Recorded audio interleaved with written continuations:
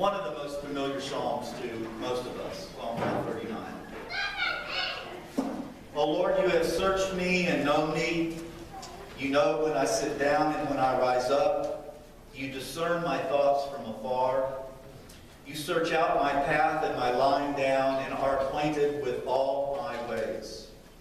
Even before a word is on my tongue, O Lord, you know it completely. You hem me in before and behind, and lay your hand upon me. Such knowledge is too wonderful. It is so high I cannot attain it. Where can I go to get away from your spirit? Or where can I flee from your presence? If I ascend to heaven, you are there. If I make my bed in Sheol, there you are. If I take the wings of the morning and settle at the farthest limits of the sea, even there, your hand leads me, and your right hand holds me fast. Even the darkness is not dark to you. The night is as bright as the day, for darkness is as light to you. How huge to me are your thoughts, O God. How vast the sum of them. I try to count them, but they are more than the sand. When I come to the end, I am still with you. Oh, that you would kill the wicked, O God, and that the bloodthirsty would depart from me. Those who speak of you maliciously and lift themselves up against you for evil. Do I not hate those who hate you, O Lord? And do I not loathe those who rise up against you? I hate them with perfect hatred.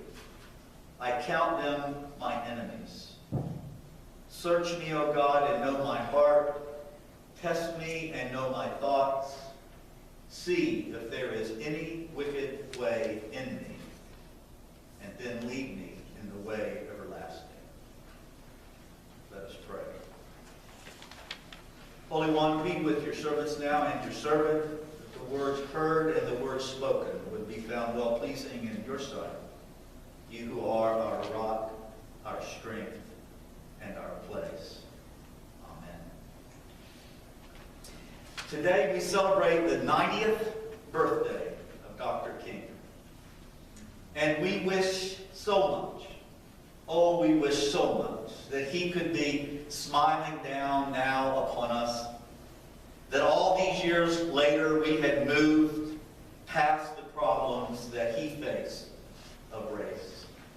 Smiling at how white America so generously opened our hearts to truly welcome into society fully people of color. And of how we opened our wallets and shared generously the bounty this country received from the era of Jim Crow and slavery, and paid reparations to black Americans for what we did to them. And of how we have repeatedly implemented and upheld affirmative action that has worked to help level the playing field to redress the deadly effects of racism. And especially how we made sure to fund inner-city lunch programs, inner-city school lunch programs, instead of giving tax breaks to the wealthy and subsidies to the richest industry in history, the oil industry. In short, we wish so much that we who are white America had displayed powerful empathy. Empathy means feeling in, being inside the other, and feeling what they feel. We wish we could hear Dr. King now say, "Well done, America. I can rest in peace."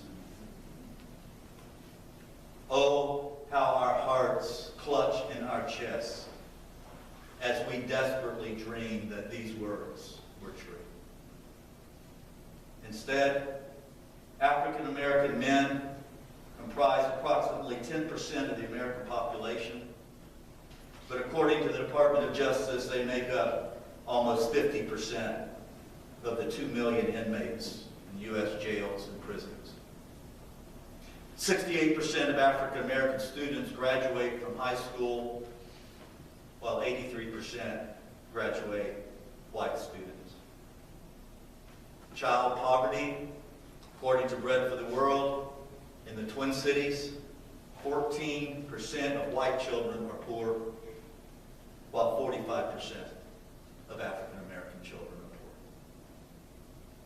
And perhaps nothing so illustrates the ongoing heartbreak of racism and the specter of recent years, starting in earnest in 2012 with the killing of Trayvon Martin and the long, pitiable list of other black males killed by police or community watch volunteers.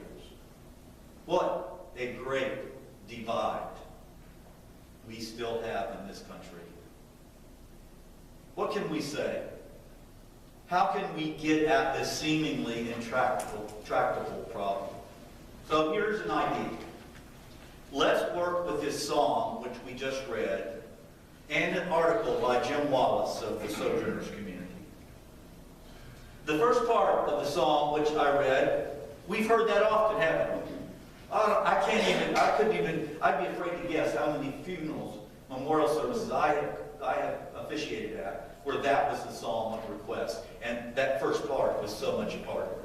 God is with us always. God knits us together in our mother's womb. God turns the darkness in our lives into light. God knows where we go, where we are, and what we say. God knows how we think, everything we think, feels what we feel, everything we feel, the ultimate manifestation of empathy, God, empathy for us. But the last part of the psalm, 19 through 24, we never read that. I have to confess to you, I never preached from it until this sermon. And that's 35 years of ministry. Wonder if you, like me, felt uncomfortable as I read those words.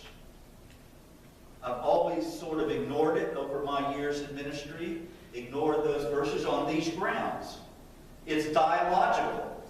In that time, there was an adversarial milieu. We may assume that the psalmist is debating, speaking to those who oppose her and mean to defeat her. Her words are over against those in the world called enemies. So the language is couched in the accusatory, oppositional tone. It was expected that you vilify and ridicule your opponents. You know, kind of like the U.S. Congress. And so we normally ignore this part of the psalm. Some grudge match going on, obviously. Mud flying around. How many of you remember the Jerry Springer show? Almost what it feels like. So we conclude this psalm doesn't have much to do with us. But this psalmist, at the very end, seems to suggest, to me anyway, that the debate, the feud, is not with someone else, but is within the psalmist herself. Search me, O God, and know my heart. Test me and know my thoughts. See if there is any wicked way in me, and lead me in the way everlasting. So then, the ending of the psalm, in my translation, might go like this. Oh, that you would kill the wicked in me, O God. That the bloodthirsty in me would leave me. That in me which speaks maliciously of you and opposes you in ways that are evil. I hate this in me that hates your ways, O God. And I loathe in me that which goes against you, O God. I count these thoughts and ways in me as my enemies. Search me, O God, and know my heart. Test me and know my thoughts. See if there is any wicked way in me, and lead me in the way everlasting. When I read it this way, It seems to me that this psalm is a prayer to ask God to cleanse and heal, to remove hateful and ugly thoughts and beliefs. It seems, in fact, read in our time to be a cry for us to face our racism. What this involves, you know, is empathy. These are the first steps in developing empathy. Empathy means feeling with, feeling inside of, feeling what the other feels. The genius of our God was to become one of us, to walk in our shoes, to experience the emotions that we experience, to face who we really are, to confront both the light in us and the darkness, and to teach us to strive for a life where we become who God made us to be, in God's images. We were made to be small gods, beings with divinity infused in us, minds, hearts, and bodies. The life of empathy is the life of the person of faith who seeks to follow the Rabbi, Jesus. We need to look no further for an example of this than Dr. King. There's no one that I can name or think of in my journey through this life who has more fully embodied the life of empathy, the radical examination of our own insides, how easily we can turn to hate for those who hate us. He demonstrated over and over a refusal to give in to hate, to be content with having enemies. Dr. King was able to empathize, to have compassion for those oppressing him. In 1967, Dr. King preached a sermon entitled A Christmas Sermon on Peace. In it he said, "I've seen too much hate to want to also hate. I've seen hate on the faces of too many white people. And every time I see it, I say to myself, hate is too great a burden to bear. So, white people, we shall match your capacity to inflict suffering by our capacity to endure suffering. We will meet your physical force with soul force. Do to us what you will, and we will still love you. But be assured that we will wear you down by our capacity to suffer. And one day, we will win our freedom.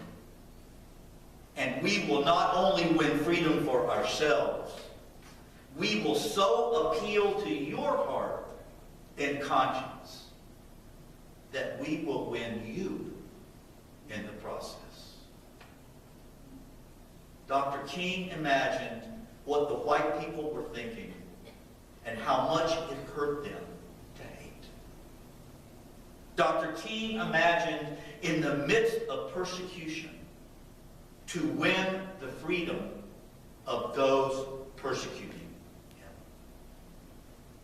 And when he brought to speech in the most eloquent way of all, the vision of hope, he said, "I have a dream that one day little black boys and black girls will be able to join hands with little white boys and white girls as sisters and brothers." He never would let hate win. He never would give up on love.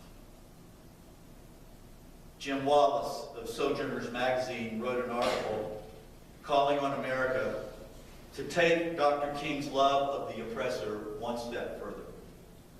Wallace calls us to become the oppressed, to think like the parent of a black child. How do we become one with the black community, he asks? Think like the parent of a black child. White people need to stop talking so much, stop defending the systems that protect and serve themselves, and stop saying, "I am not a racist." If white people turn a blind eye to systems that are racially biased, we cannot be absolved from the sin of racism. Listen to the people in the criminal justice system that tell us that people are failed and are not served and protected. Try to see the world as they do. Loving our neighbor means identifying with their suffering, meeting them in it, and working together to change it. And for those of us who are parents, loving our neighbors means loving our other people's kids as much as we love our own kids.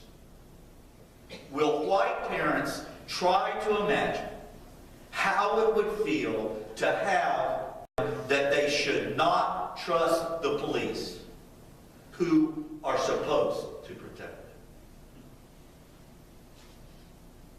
them? Empathetic means we become them. In some sense, we walk in their shoes as much as possible. The scripture and the sermon today is suggesting that the answer to the racism woven into our society is to imagine that the child we love so much and send out the front door to go to school or down the road to play, our child, our grandchild, is black. Let us think like the parent and grandparent of a black child. How would our understanding of the world be changed if we thought like that? I close with a story that Dr. King tells. The most famous place he told this story was in the sermon he preached the night before he was murdered. The name of the speech or the sermon was, "I Have Seen the Promised Land." Several years ago, I was in New York City autographing the first book I had written. A demented black woman came up. The only question I heard was, "Are you Martin Luther King?" I was looking down, writing, and I said, "Yes, I am." The next minute, I felt something beating on my chest, and before I knew it, I had been stabbed. I was rushed to Harlem Hospital. The blade had gone through, and the x-ray revealed that the tip of the blade was on the edge of my aorta, the main artery. Once that's punctured, that's the end of it. It came out in the New York Times the next morning that if I had sneezed, I would have died. Well, about 4 days later, after the operation to remove the blade, they allowed me up in the wheelchair, and I began to look at some of the mail that had come from all over the state, the country, even the world. I read a few, but one I will never forget. I received one from the president. I received one from the vice president. I've forgotten what those said. One from the governor. I can't remember those words. But there was this one letter from a girl, a young girl, who was a student at a high school. And I will never forget it. It said simply, "Dear Dr. King, I am a 9th grade student at Plains High School. While it should not matter, I would like to mention that I am a white girl. I read in the paper of your misfortune and of your suffering. And I read that if you had sneezed, you would have died. And I am simply writing to you to say that I'm so happy you didn't sneeze." That high school student, Dr. King, Jesus, do unto others as you would have them do